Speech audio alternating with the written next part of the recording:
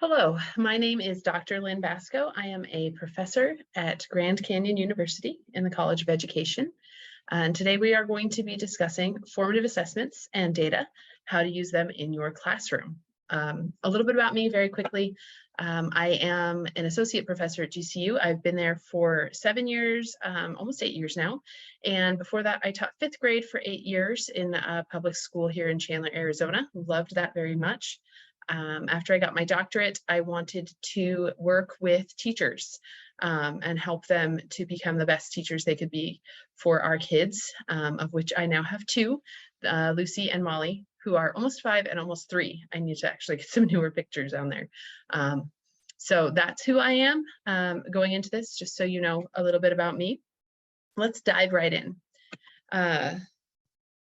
So to set your focus for this session, I want you to think about a recent unit, lesson, something that you taught in your class that you felt like students just didn't get. You had this great idea and you presented it to your class and it didn't work. Maybe it fell flat. Think about that for a second, maybe jot it down. And when you're done with that, I want you to think of an upcoming lesson that you're going to be giving soon. The school year's getting ready to start as I'm recording this here in Arizona. So maybe you have something new and exciting you're going to try this year. Maybe it's your first year teaching. Think of something you're planning on teaching and think about what you want your students to get out of that lesson that you've got in your head. What is it that you want them to get from it? And how do you think you're going to collect the data to know they got that?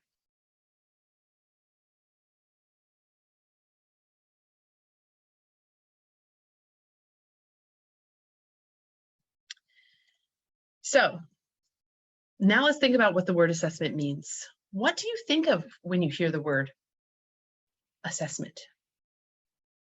Often it comes with a negative connotation. You can stop and think about this for a minute. If we were doing this activity together, what I would do is have you create a word cloud. There's a couple different websites that you can do a word cloud on. It's a great formative assessment to use with your class. And basically what you do is you just have your students come up with words associated with a certain topic, in this case, assessment. You would end up coming up with something like this. This is a very simple version. Basically, the word that gets said the most or typed the most is the word that's the biggest. So in my test word cloud, I came up with the word test.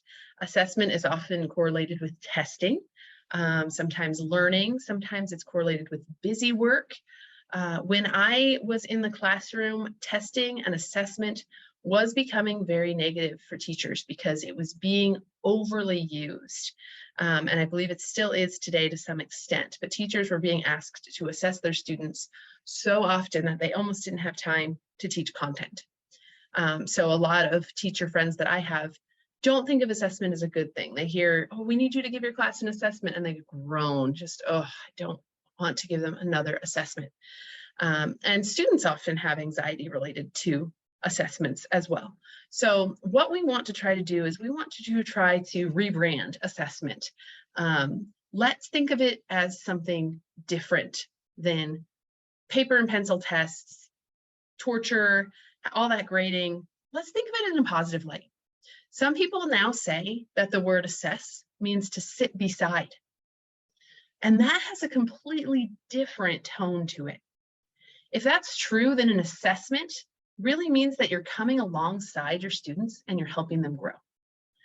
And that is a really fantastic thought, because that means it's not being used to torture your students or to judge your students, make people feel bad.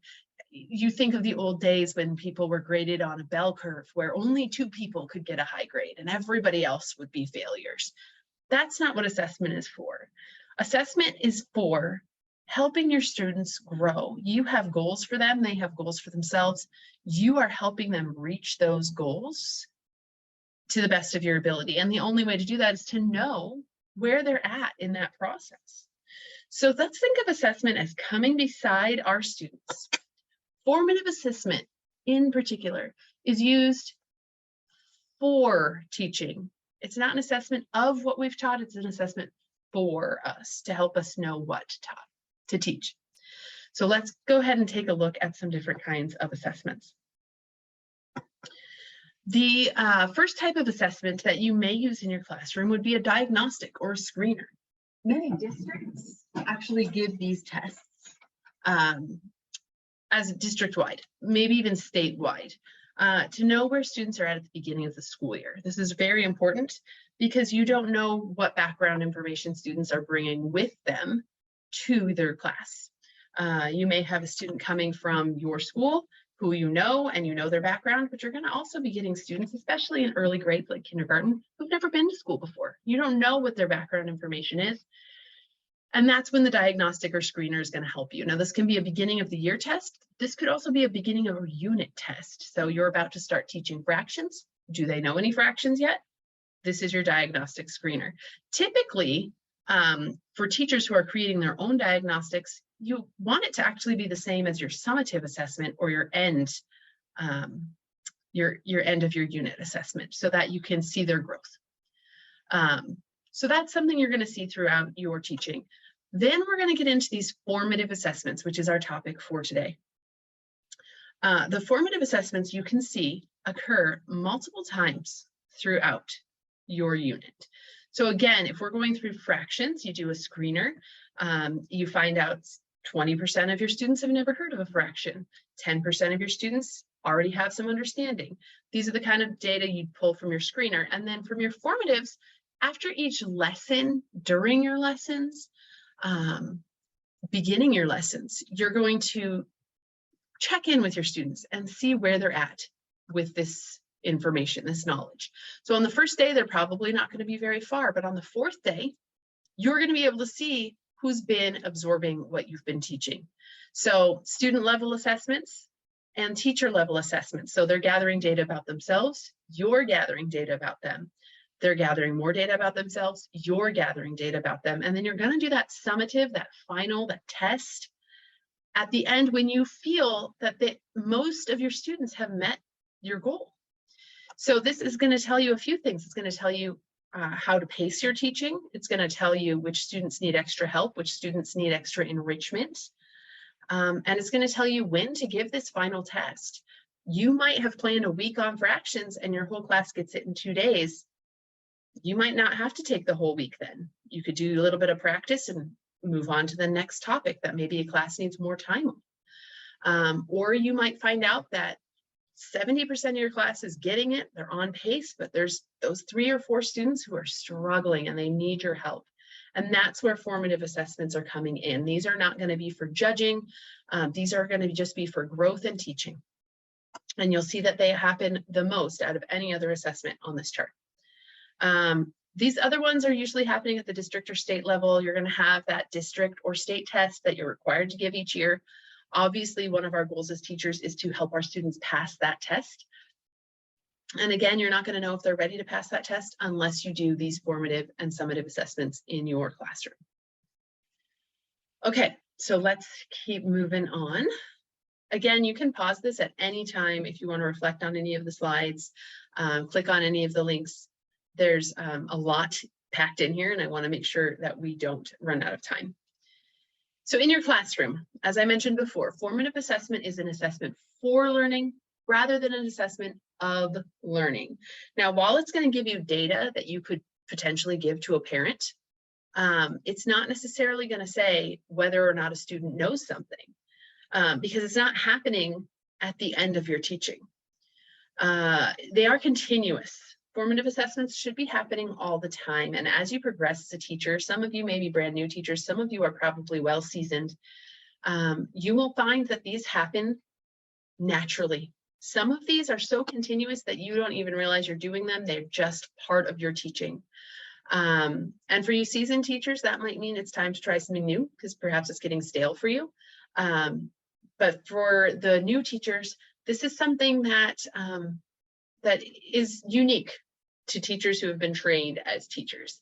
I know at the college level, we have a lot of experts in their field. We have nurses, we have doctors, we have physicians, we have physics teachers, but they're not necessarily all trained as teachers. And this is often something that they ask us from the College of Education to come and assist them with because the formative assessment really keeps your class moving, and it is something that's unique to teachers. You want to keep track of your formative assessments in some way, shape, or form, and I'm going to show you how to do that. And the goal of them is to help you adjust your instruction. So if you look at this chart here, you're always going to start with a plan, and you're going to implement it. But while you're implementing it, you're going to assess it. Is it going well? Is it not going well? Is there something you can change on the fly? Is there something you should change for next time? You're going to analyze that information, and you're going to reflect on it. And then you're going to plan again. And this can be happening during a lesson. This can happen after. It can happen the next day. So you're going to be kind of continuously doing this circle. I do remember back when I was doing my student teaching, redacted amount of years ago, I gave a lesson that I was so proud of. I worked hard on. It was a special one for my teacher evaluation, and it bombed. The students didn't understand it. They didn't think it was fun. It was a game. They didn't like it. It was too hard for them. And all I kept thinking was, well, you got to push through. This is your teacher evaluation. You have to finish the lesson. And I got a really bad score on my evaluation. And my cooperating teacher said, couldn't you tell that they weren't getting it? It wasn't helpful to them. And I said, well, yeah, but I planned the lesson that way. That's how I had to do it. And she said, no, you have to do this reflecting while you're teaching. You should have said, this isn't working. Switch to this. Switch to this. Keep changing it until it works for your class. Like I said, that's something you're going to learn as you teach more, but I'm going to give you some really great ideas today. So your goal should always be the same. Keep in mind what your objectives are for your lesson, and that you're trying to get as many students to that objective as you can. There are 10 dimensions of formative assessment. These are really just what define formative assessment. This is what formative assessment is. It is based on learning goals. It is a criteria for success. It is using questioning strategies to find out where your students are at. What are they learning? It's giving good teacher feedback. It's letting the students give each other feedback. Here's a fun one. It's letting the students give you feedback, which is very cool for them to feel empowered in their learning. Make sure we give them some parameters, of course. But it's all of these things. It's creating collaboration in your classroom. You have a classroom of 15 to 35 students, depending on your school and your age range. That's 15 to 35 minds that can be all working toward a goal if we get them all working together toward that goal. So you're going to want to empower your students, get them on board with what you're trying to teach them, and you will see a huge difference in your student success levels. Okay, so here's another formative assessment. I'm going to pepper these in throughout the presentation, and you're welcome to use them. I do not take credit for any of these because most of them I have used before, found online, gotten from a friend. Almost all of these are not my idea, so I do have a sheet with some links on it for most of these. This one's called Misconception Check, and it does not work if you tell the students the name of it, so keep that one private. But this is a great way to take a beat with your students and see where they're at with their learning. So the way this one works is you're just going to share a sentence that is a misconception about something, and you're going to let the students discuss whether they think that sentence is true or false. So for example, my sentence to you would be, so you could start by saying true or false. True or false, formative assessments take too much time and are not necessary for quality teaching. So if that was my statement, I would probably write it on the board, have it somewhere for students to see it. And then I would probably do a think, pair, share, where you allow the students to think for 1 minute, talk to a partner about it for 1 minute, and then we have a class discussion. So think, pair, share is another formative you can use, but you can also use it with misconception check. So just think about that for a second. Formative assessments take too much time and are not necessary for quality teaching. If you're with a group, you can think for a minute and then you can talk to a partner. Otherwise, just think on your own. Again, you can pause it here so you have time to think. You always want to give think time. just in a bit of a hurry for this presentation, so I'm going to keep it moving. So hopefully you paused there and took a minute to think about that misconception. If we were together, I would then ask the group to share what they and their partner thought about and talked about, and we could have a really good group discussion. For our purposes, that is a misconception. That is false. Just to clear your mind, if you're concerned about those things, for timing, formative assessments can be instantaneous or they can last up to 30 minutes. So it depends on your lesson plan for the day, on what you need. Do you need something in depth or do you need something quick? Formative assessments can be both. They can also be completed outside of class time. I have a few ideas where they don't have to happen in your classroom, and they're a little bit more fun for the students. And so if you're really worried about time, if you only have a short class time, you can do formative assessments still. Some of the benefits, they allow you to adjust the speed and timing of your lessons. They give you data to share with students, parents, or administrators. I don't know how many of you have ever had someone pop into your room and say, how's my kid doing? How are they doing in your class? And it's really great when you can pull out an actual piece of paper that shows, here was their goal, here's where they're at on their goal, here's how much time we have left to meet the goal. And you have actual bar graph, you have maybe writing from the student, something that shows you're moving and you're not just stagnant. It allows students to engage in the content. It also helps decrease behavior issues because students are more engaged. And it's going to give students ownership of their own education. It's really, really important for students to take ownership of their own education. Okay, we're going to move along quickly because we do not have a lot of time. I have broken them down into 3 groups of formative assessments. One group is the lesson starter. These are formative assessments you can use at the beginning of a lesson. Similar to an anticipatory set, they are going to tell you what your students remember from the last time they talked about this, whether that be yesterday's lesson, whether that be before summer break, or whether you're just trying to see if they've ever heard of this topic. That's what your lesson starter is going to be for. Continuous is something that's going to happen as you're teaching. They're usually very quick, and you can make a quick note to see if there's any students who are struggling or who are very far ahead. And then a lesson wrap up is exactly as it sounds, something at the end of the lesson to tell you what students got from it, and we'll try to find some creative ideas for that as well. So let's start with lesson starters. They're at the beginning. As I said, they refresh students' memories. They're going to let you know what they know. And they can be very, very helpful. Again, they can be very short if you need them to be, or they can take a little more in depth. My absolute favorite lesson starter is called My Favorite No. I learned about it from this video. So what I would recommend you do at this point is pause this recording. Please watch this video. I believe it is 6 minutes long at the most.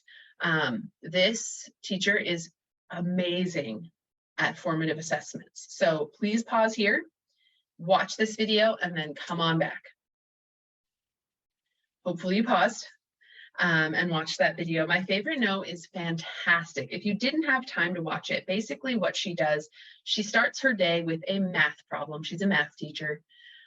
And she has the students each write their answer and their work on a note card with their name, and they turn it into her. She quickly goes through and makes 2 piles, a pile of the students who got it right and the students who got it wrong. And this is, of course, private. She's not announcing to anybody who got which one right and who got it wrong. Then she goes through her pile of no's or wrong answers, and she chooses one that she wants to go over with the class. She rewrites it in her own words, in her own handwriting, sorry. She records that student's work exactly as they did it in her own handwriting to provide anonymity to the student. And then as a class, they discuss it. They go over, where did the student do something right?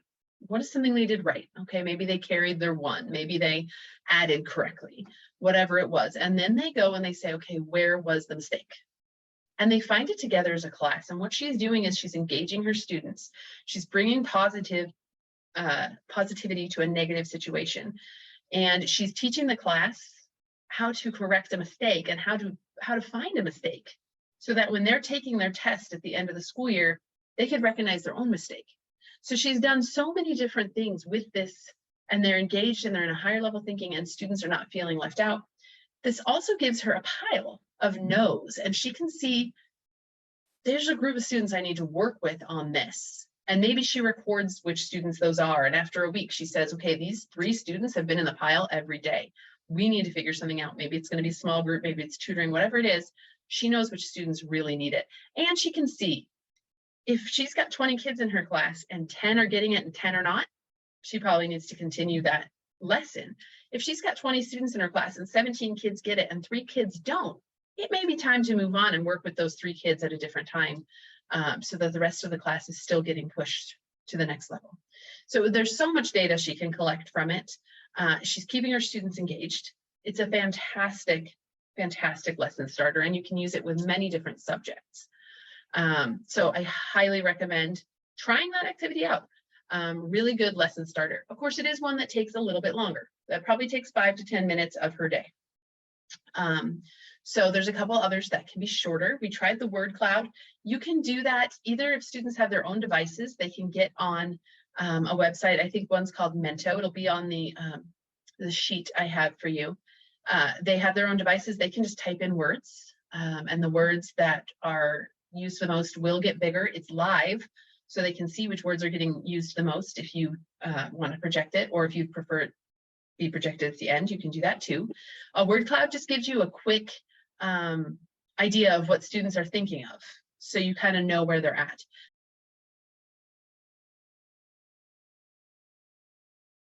Think, pair, share, as we mentioned, is a great one. Give students a topic, see if they can answer it. The pair is actually really important there. You're going to have a lot of students who are not going to want to speak out in class in the whole group, but if they have a chance to talk to just the person next to them for a few minutes, it can build their confidence by knowing someone else is thinking of the same thing, or they can ask their partner to share, and then their thoughts are still heard. You're not going to get a lot of information about individual students on that one, but you can gauge your whole class's knowledge there. Chalkboard splash is shown here. This is where you just have a question on the board at the beginning of class, and students come in, maybe 3 or 4 students at a time, write their answers on the board. You can have them sign their name or not, depending on what kind of data you want to collect. And you can just go through their answers. Obviously, you want something that's not a yes/no answer, something more open-ended to get students doing that higher level thinking, and so that they don't read someone else's and answer it that way. But it's fun, and they like to come up to the whiteboard and use the colors. So you could also do this one with pictures if you had a topic that related to draw a picture of something. Class questions is a fun one where you ask students to come up with 3 or 4 questions they would ask about this topic. Okay, we've been learning about the Shakespeare play Taming of the Shrew. What 4 questions would you ask to see if someone understands this play? And they can work with a partner if you'd like and have them come up with it, and then give them 2 minutes to go around the room and ask each other the questions and kind of quiz each other. So those are some really fun lesson starters that you can use in your classroom as well, ranging from 1 minute to 20 minutes. It's up to you depending on your time frame. Continuous ones, these are the ones you're going to use as you're teaching. Gone are the days where you go into a classroom and a professor stands up in front of you and lectures. Some people do still do that, and they do have their place. I am not going to say that lectures are bad. Lectures can be very helpful and very meaningful, but on a day-to-day basis in a classroom with K-12 students, they're going to have to be used sparingly, because we are competing with smartphones, video games, and all these other things that are providing constant stimulation on our students. You guys can't see my hand gestures very much, but they're here. Stimulation.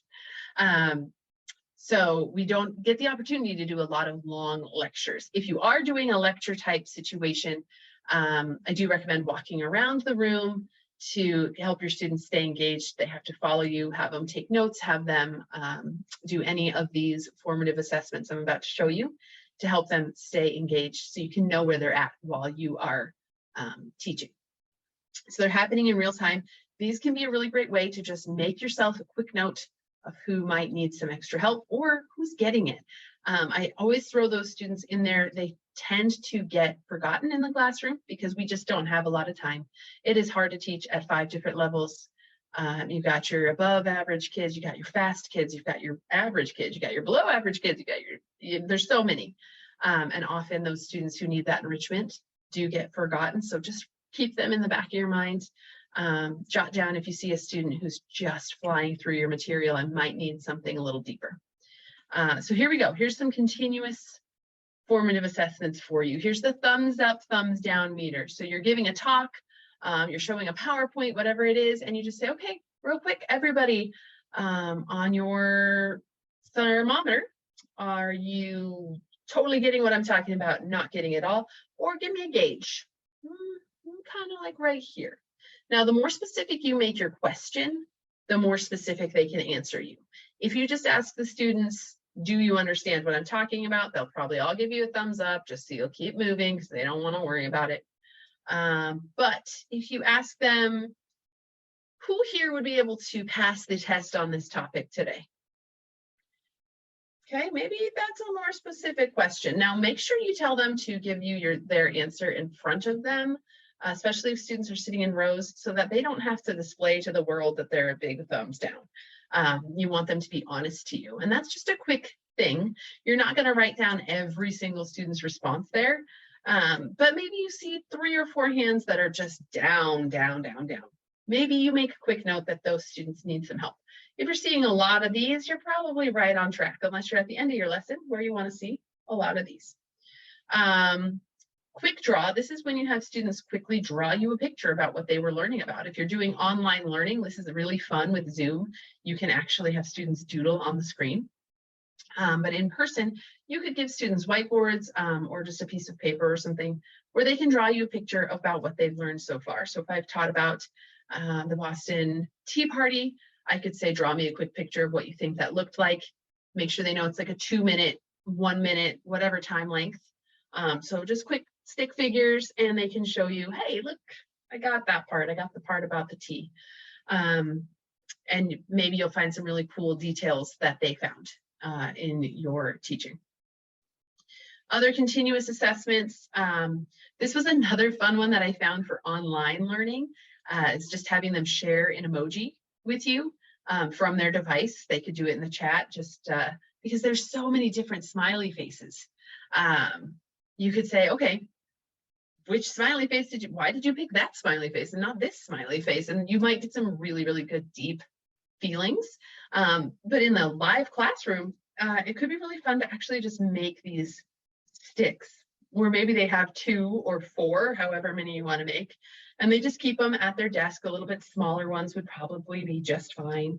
And you just have them show you the emoji that they're feeling so that you get an idea. And of course, keep the backs all the same color so that nobody knows which one they held up. These are all kind of the same idea, just different ways of doing it. 4-finger scale is the same idea. 1 is, I don't know anything you've taught me. 4 is, got it, let's move on. 2 and 3, just make sure you explain what each number means. These are not the kind of data that you would put in a grade book, right? You're not going to write down, well, so-and-so got a 4 today. This is just data to keep you moving, keeping your class time flowing so that you know if it's going well or not. And so those are just a few continuous formative assessments. If you've been a teacher for a while, you probably have a lot more. So pull out some new ones out of your bag, pull out some old ones. Students are tricky. They like to know what's going on. So don't do a new one of these every single day. They like to understand what they're doing. But also, if you do the 4-finger scale every single day, every 10 minutes, they're not going to care about it anymore. So keeping them engaged might mean changing it up every once in a while, but keep it consistent. They know you're going to ask something, right? Another tip with these is make sure the students know the objective before you begin the lesson, and maybe review it when you ask these questions, because if I don't know what you're trying to teach me, I can't tell you if I've gotten that understanding yet. So make sure you're going over your objectives in student-friendly language. A lot of times when I start a new unit with new objectives, we rewrite the objectives with I statements.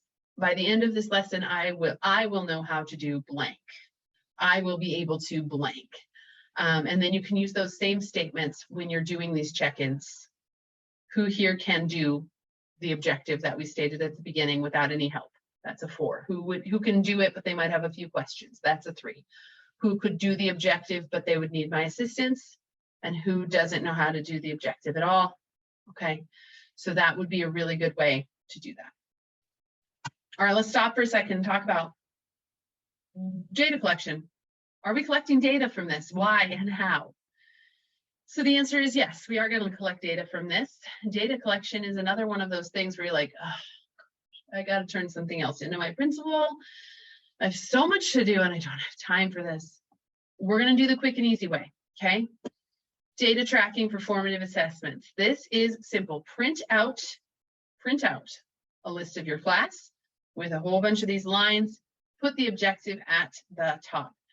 When you are doing your 4, 3, 2, 1s, look around the room. Anybody who has a 1, give them a quick dot, give them an X, give them something on this list for the column you're in. You don't need to write down everybody who's got the other numbers, maybe the 4s. If there's only a couple, you can put a check mark or something.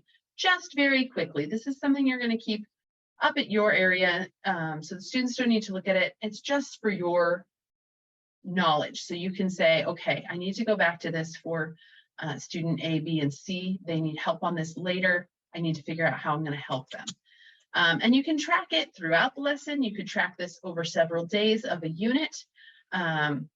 Very simple, just giving X's and check marks or whatever system you want to come up with. And if you do this, though, you're going to see growth. Because if you're going to see this person had an X, X, X, X, and then wait a minute, they gave me a 2 today and not a 1. And now they're giving me a 3. And look at that, we're getting there. We're getting there. You're going to see the growth. So this is just a quick way to jot it down for those continuous assessments and for those lesson starters where you might not know for sure which student needed help, but you noticed as a whole class, they weren't quite grasping this little piece and you need them to understand that.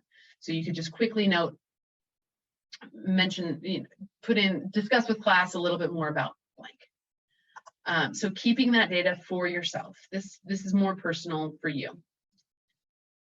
This would be for students to keep track of their own progress. I mentioned before that having students be a part of the learning is so incredibly important. So creating a sheet like this at the beginning. Now see how they already have this standard here and it's written in standard lingo. It's not written in student lingo. Write it together as a class and put that at the top of their page. Whatever you put on this side, make it student friendly. This one has a bunch of different names, but you could use, like, give each student their own individually. You could use this one to keep track of all students, but for just each student could have this. And instead of name, it could say the activity or the objective. And for each date, they just put their number. It's almost like holding their hands up. So they could keep this in a notebook or a binder, and each date they could say, today I was a 1 when we talked about fractions. Never heard of a fraction before. Today I was a 2. I get what a fraction is. I don't know how to do it without my teacher's help. And as they continue on, they will see their own growth. You could let them color code it. A 4 is green, something like that, or 3, depending on how you number it. And then you could have your own chart here where you look at their charts quickly and you just maybe say green, green, green. Again, I would only write down the outliers. So if 99% of your class is a 2, only write down the 4s and the 3s, or the 3s and the 0s, because you don't really have time to jot them all down, and your brain is going to look at all those numbers and just it's not going to be helpful. So if you're keeping a chart like this with your whole class's name, you would just write the outliers. So this could be used individually if you took all these lines out and just made it one student, or for you to keep track of all your students.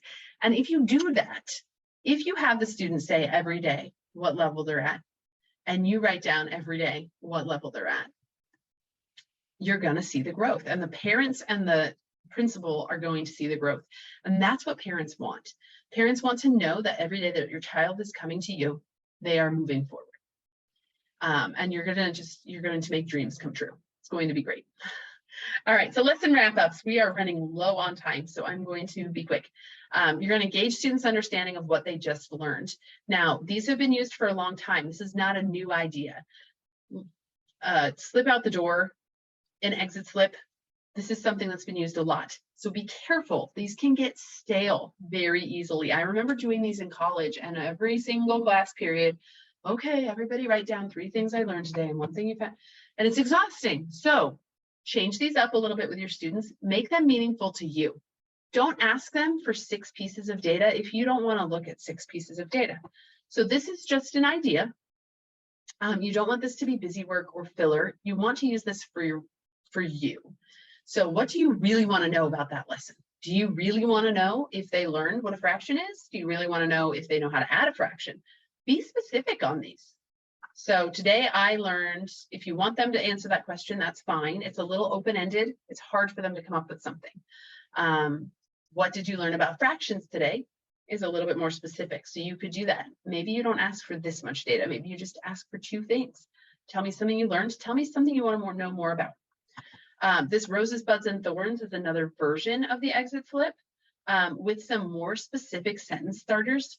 Don't ask for all of these at once. Maybe ask for 1 of each. So today my rose is that I'm very sure about blank. My bud is that I want to know more about blank. And my thorn was I have a weakness in blank, or I need to practice blank. So have them maybe pick 1 of each. You could pick, they could pick. Just keep it to data that you're going to read, because at the end, you're going to have 20 of these slips and you don't have a ton of time to read through them. So what are you actually looking for on that paper? Because otherwise, if you have 6 pieces of data, it's going to just get thrown away. So make it meaningful to you. What is it that you need to know from your students today? And then you can take that information and you can track it even on one of your trackers, okay? And you can say, these people had a red day, meaning I need to work with them more. And these people are really getting it, put a green, so I know I need to push them. Some other ideas for exit slips. Here's some other sentence starters from Read, Write, Think. Rate your understanding of today's topic from 1 to 10 and why. Don't let them get away with just giving you a number. Describe how you can use it in your life. So there's a higher level thinking question. What was the purpose of today's lesson? And then maybe make a prediction about what's coming up next. Some of your students who are getting it, even though so sometimes you can't go as fast as you need to for a student, right? Some of those students came in, they already knew fractions. Somebody already taught it. And so they've been doing fractions for 3-4 days, and you're going to ask them what they learned today. Well, they didn't learn as much as you might have wanted because they already knew it, but let's start applying it. All right, how do you use a fraction? What do you think tomorrow's lesson is going to be about? And now their brain is back. They're back on. I found another teacher who she does the same kind of thing, but instead of putting it on a ticket, she puts it on a sticky note and she can see who's completed it. Each student has a number and she knows who's turned it in or not. She just gives them a sticky note, probably has a sentence starter on the board. I recommend not just giving them something completely open-ended. You want to make sure they have a direction to go in, okay? So many other ideas for you. So visual representations where they draw the definition of the word using the letters of the word, that is a tricky one. You'll have to teach them that slowly and give them lots of time. It might be better as like a homework assignment. This is a shrinking summary where you have to describe what you learned in 2 to 3 sentences, and now in 1 sentence, and now in just 10 words. So can they boil it down to the real root of what you're teaching? A gallery walk is a really fun activity. You put up some posters around the room with different questions. Students discuss, and then they work in small groups, and each small group that comes to that poster can add to what the previous group wrote, or they can change something. They can ask a question. So you're really thinking about others thinking. And then there's Remind and Flipgrid. These are some great technologies that allow you to ask your students these questions after class. Flipgrid allows the students to make a video for everyone in the class to see, and it could be the same kind of thing. Tell me one great thing you learned today about the American Revolution. They get to make a 2-minute video and send it to you, and the whole class can see each other's videos and talk about it that way.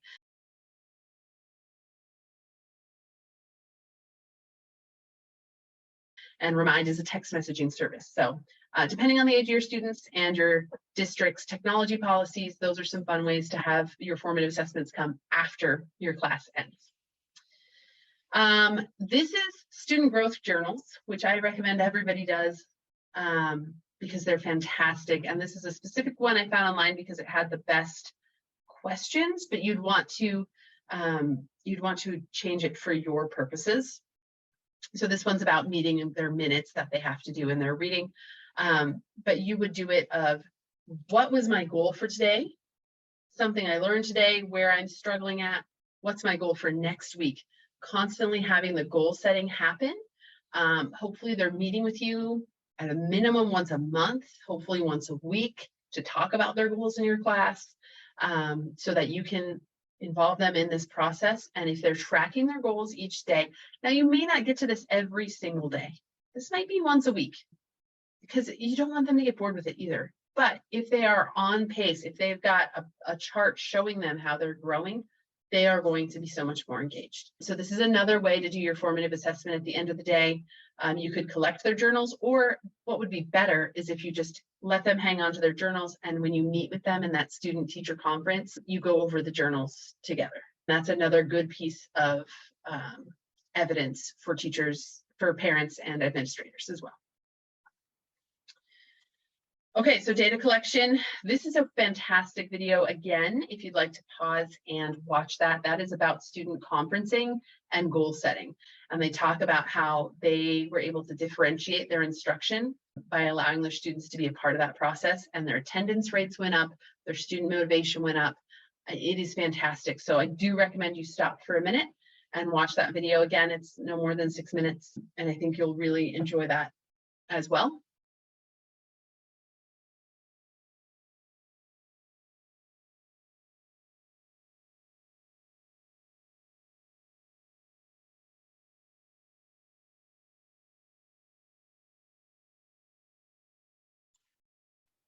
And this is another example of student data tracking. They used Microsoft Excel.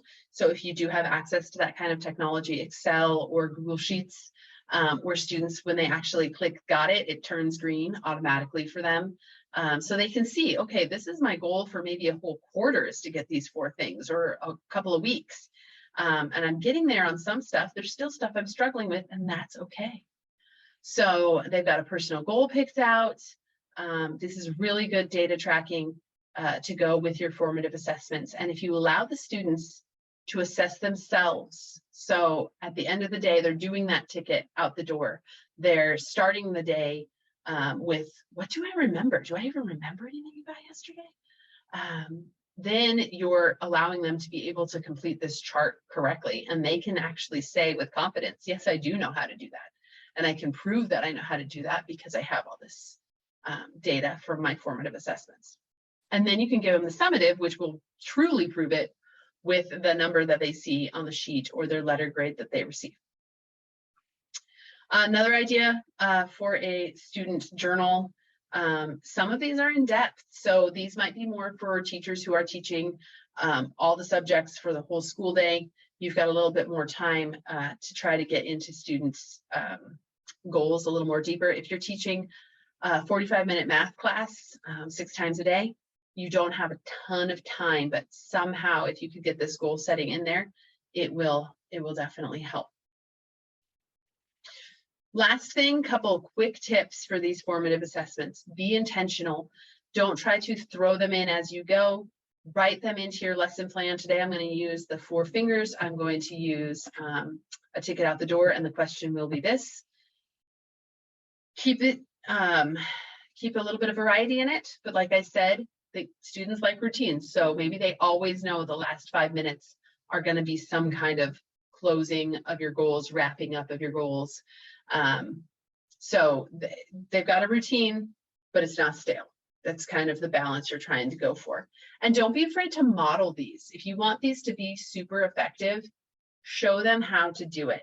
So the 1, 2, 3, 4 fingers or the thermometer, show them what each answer means. And that will really help them to be able to answer it correctly or in the way that you want them to answer it. Remember to include your students in this. It's their learning. They're going to live with it their whole lives. It's amazing how your K-12 education sticks with you. My children's great grandma lives with us, and she talks about things that happened to her in high school, and she's 80, 8. So people remember things from high school and from kindergarten all the way up. So let them be involved in this so that it's a positive experience for them. There's many students who struggle every day at school. And though we can't take away that struggle completely, we can tell them, you are growing. Even though that jump from F to D might be a big jump, you are getting closer every day. And I can prove it to you by you showing me in these formative assessments. Make your environment comfortable. Help them to know they can talk to you. Make sure that they work cooperatively when they can, so that they're comfortable with each other, so that they can say to each other, I don't get this. And they can help each other out. We need all those minds working together. I hope you were able to pause a few times through to make sure that you got everything. You can always contact me if you have any questions. There is an evaluation here. Anything I can do for you, let me know.